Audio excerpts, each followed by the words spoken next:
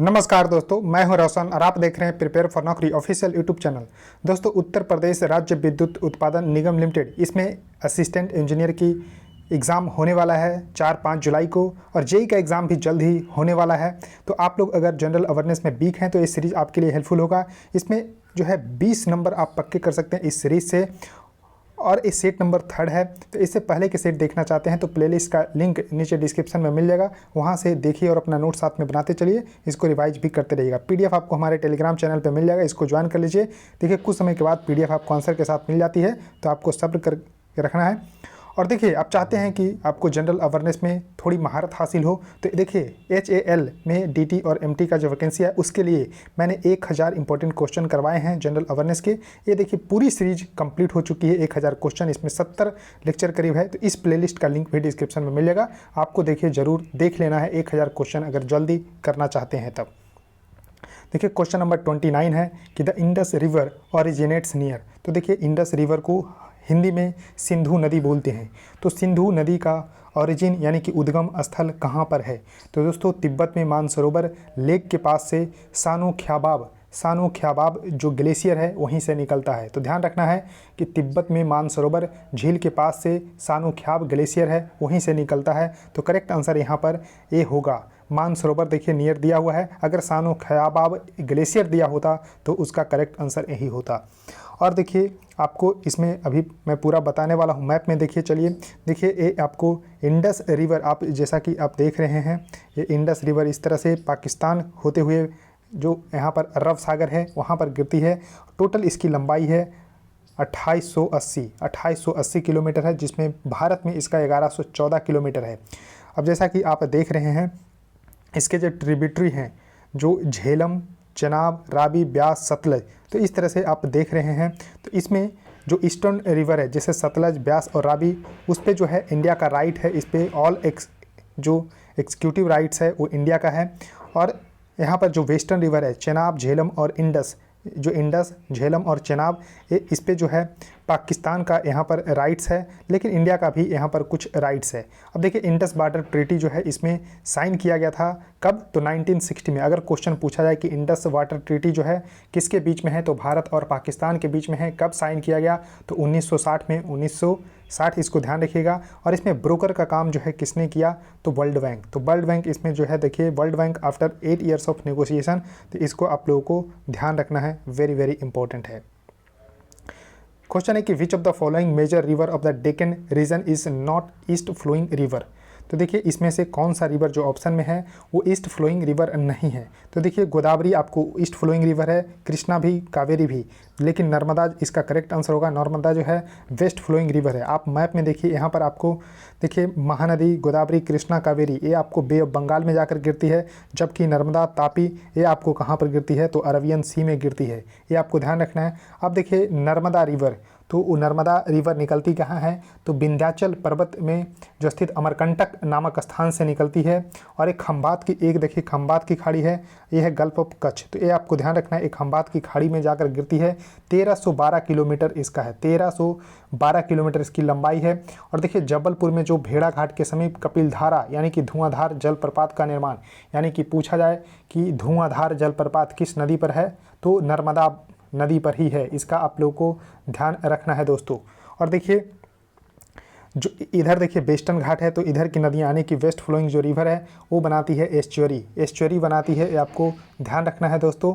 और इधर जो बे ऑफ बंगाल में जो नदियाँ गिरती है वो बनाती है डेल्टा, तो ये आपको ध्यान रखना है। और यहाँ पर आपको बे ऑफ बंगाल में जो गंगा ब्रह्मपुत्रा की जो डेल्टा है उसको सुंदरबन डेल्टा बोलते हैं, तो इसको आप लोगों को ध्यान रखना है।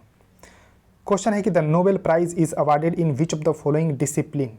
तो नोबेल प्राइज़ जो है किस डिसिप्लिन में जो है दिया जाता है?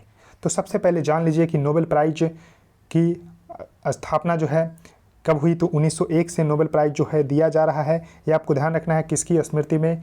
तो अल्फ्रेड नोबेल, जो कि स्वीडन के वैज्ञानिक थे अल्फ्रेड नोबेल, इन्होंने डायनामाइट का खोज किया था। डायनामाइट एक विस्फोटक है जिसके द्वारा बहुत क्षति होती है, तो इन्होंने अपने बिल में लिखा था कि इनके जो है वसीयत के रूप में यानी कि एक प्राइज़ जो है दिया जाना चाहिए।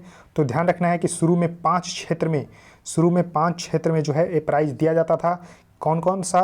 तो फिजिक्स, केमिस्ट्री, साइकोलॉजी और मेडिसिन, लिटरेचर और पीस। लेकिन इकोनॉमिक्स बाद में दिया जाने लगा। कब? तो 1967 में इसकी घोषणा की गई थी।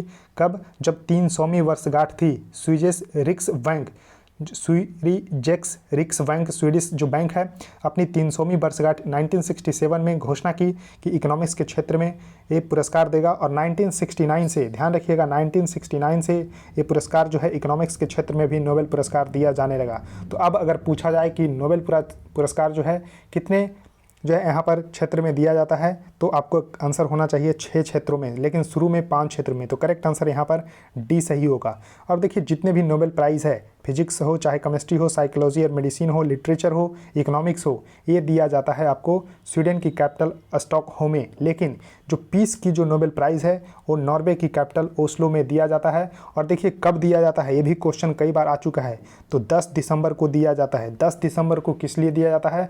क्योंकि नोबेल जो अल्फ्रेड नोबेल थे उनकी पुण्यतिथि यानी कि जो डेथ एनिवर्सरी है वो 10 दिसंबर को ही है।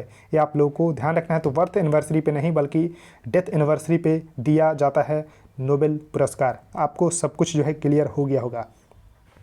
क्वेश्चन है कि in India every year January 15 is celebrated as, यानी कि भारत में हर साल 15 जनवरी को क्या मनाया जाता है? तो दोस्तों आर्मी डे मनाया जाता है। तो करेक्ट आंसर यहाँ पर डी होगा, आर्मी डे सेलिब्रेटेड जो यहाँ पर 15 जनवरी को। टीचर्स डे भारत में आपको ध्यान रखना है कि 5 सितंबर को जो है मनाया जाता है सर्वपल्ली राधाकृष्णन के जन्म दिवस पे। तो इसको रिपब्लिक डे 26 जनवरी। क्या पॉपुलेशन डे जो है बता सकते हैं कि इंडिया में और वर्ल्ड में जो पॉपुलेशन डे जो है कब मनाया जाता है? तो ध्यान रखिएगा इसको क्वेश्चन को जवाब देने के लिए। क्वेश्चन है कि what was the first ARPANET message, कि देखिए ARPANET जो मैसेज है वो आपको इसमें जो फर्स्ट ARPANET मैसेज क्या था? तो लो इसका करेक्ट आंसर होगा, LO, लो जो है यहाँ पर फर्स्ट मैसेज था ARPANET का। क्वेश्चन है कि some laser are refer as CW, तो CW का मतलब क्या होता है? तो CW का दोस्तों मतलब यहाँ पर आप लोगों को बताना है। तो इसका मतलब है C continuous wave. Continuous wave इसका मतलब होता है, इसको आपको ध्यान रखना है। और देखिए लेजर का फुल फॉर्म भी कई बार एग्जाम में आ चुके हैं। तो light amplification by stimulated emissions of radiation, light amplification by stimulated emissions of radiation इसका फुल फॉर्म होता है। नेक्स्ट क्वेश्चन आपके सामने है कि which was an yearly main frame computer, यानी कि प्रारंभिक जो मेन फ्रेम कंप्यूटर कौन सा था? तो दोस्तों इसका जो है आपको करेक्ट आंसर होगा ENIAC, ENIAC। तो ENIAC इसका करेक्ट आंसर होगा, इसको ध्यान रखिएगा। तो करेक्ट आंसर ए होगा। तो 35 का आंसर ए। 36 नंबर क्वेश्चन है कि study of life in outer space, जो आउटर स्पेस में जो स्टडी की जाती है उसको क्या बोलते हैं?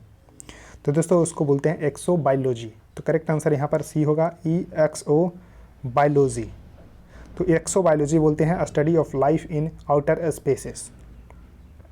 37 नंबर क्वेश्चन है कि in the year 1815 the battle of Waterloo was fought between. तो देखिए क्वेश्चन में ही क्वेश्चन पूछे जा सकते हैं कि बैटल ऑफ वाटरलू जो है कब हुआ था, यानी कि वाटरलू की लड़ाई कब हुई थी? तो 1815 में।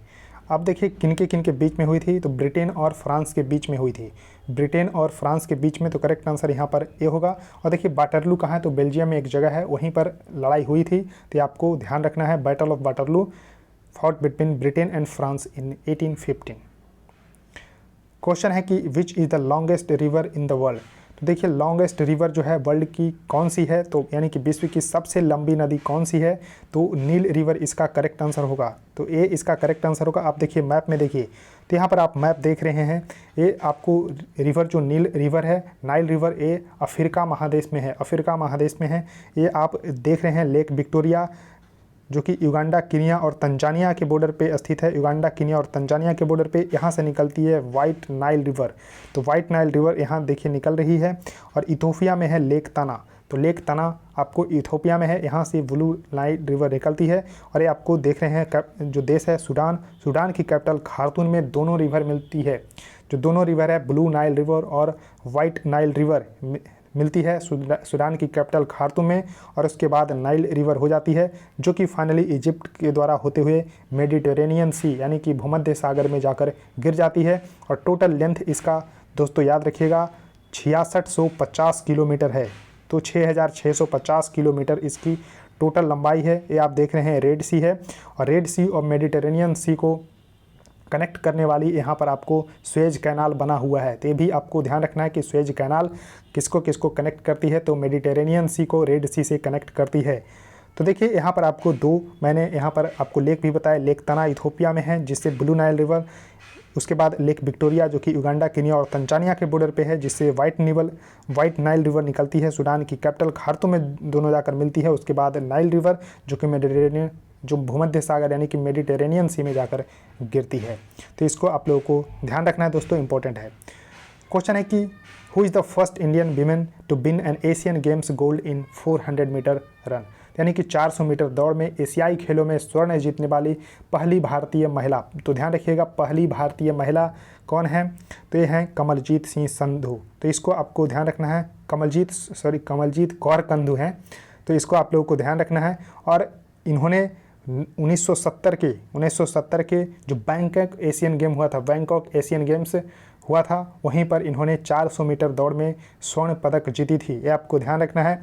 और इनको 1971 में पद्मश्री अवार्ड भी मिल चुका है। तो ये आपको ध्यान रखना है कि 1970 के बैंकॉक एशियन गेम्स में इन्होंने 400 मीटर दौड़ में स्वर्ण पदक जीती, 1971 में इनको पद्मश्री भी मिल चुका है कमलजीत कौर संधू को, ये आपको ध्यान रखना है। क्वेश्चन है कि what is the middle name of the cricketer Rahul Dravid. तो देखिए राहुल द्रविड़ द वॉल के नाम से प्रसिद्ध हैं, दीवार के नाम से प्रसिद्ध हैं। भारतीय क्रिकेट टीम को इन्होंने बहुत ही सेवाएं दी है। और देखिए राहुल द्रविड़ का मिडिल नेम क्या है, तो शरद, तो राहुल शरद द्रविड़ इनका पूरा नाम है। तो करेक्ट आंसर यहाँ पर बी होगा दोस्तों, ध्यान रखिएगा। तो दोस्तों इस वीडियो में इतना ही रखता हूँ। आई होप आपको ये सीरीज़ बिल्कुल पसंद आ रही होगी, तो ज़रूर लाइक कर दीजिएगा। और देखिए वीडियो को जितना शेयर कर सकते हैं शेयर कर दीजिए, और चैनल को सब्सक्राइब करके बेल आइकन को भी प्रेस कर लीजिए। सो थैंक यू गाइस, इस वीडियो में इतना ही।